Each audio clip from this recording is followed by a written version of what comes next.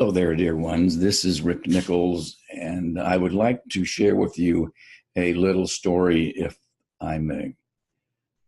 Many of you who know me know that I'm always talking about looking beneath the surface of things, look beyond the obvious, and see what you can discover about the truth that lies within and belays what the outer appearance is, to look beyond the mask, so to speak.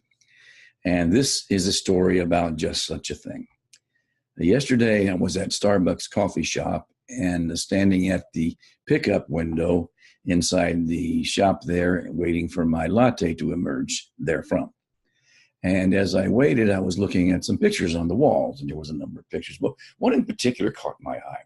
It was one that appeared to be an abstract drawing of an antique coffee pot of some kind, and that pot might be brewing coffee and steam coming from the spout.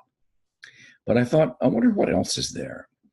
Now, there was a middle-aged woman standing nearby whose face was wrinkled beyond what appeared to be the years of the rest of her body. And I asked her, I said, what do you think that picture is about?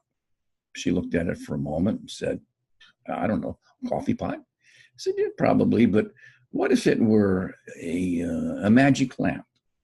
And that in the magic lamp there were a genie, and that the steam coming from the spout was actually a vapor from the genie asking for somebody to release him from the lamp. Now, let's say that you agreed mentally to release the genie from the lamp, and he came forth. And then he looked at you in the eye and he said, I will grant you one wish and one only. What will that wish be? And I said to this woman, what would that wish be? She looked at the picture for quite a while, thinking deeply on it, I think, and then looked at me and looked back at the picture. Now, sensing that she may not want to tell a total stranger here in Starbucks her deepest wish, her fondest wish, I said to her, you don't need to tell me. Just make the wish. That's all you need to do. She looked back at the picture, the genie, thought for a moment, then looked back at me and said, a tear forming in the corner of her eye, to stay sober. And I said, a tear forming in the corner of my eye, how long has it been? She said proudly, 1 year. And I said, then it is done. Wish granted. If you can go a year through that and then stand here in Starbucks and tell a total stranger that story, then you have what it takes to carry on for the rest of your life in pure sobriety.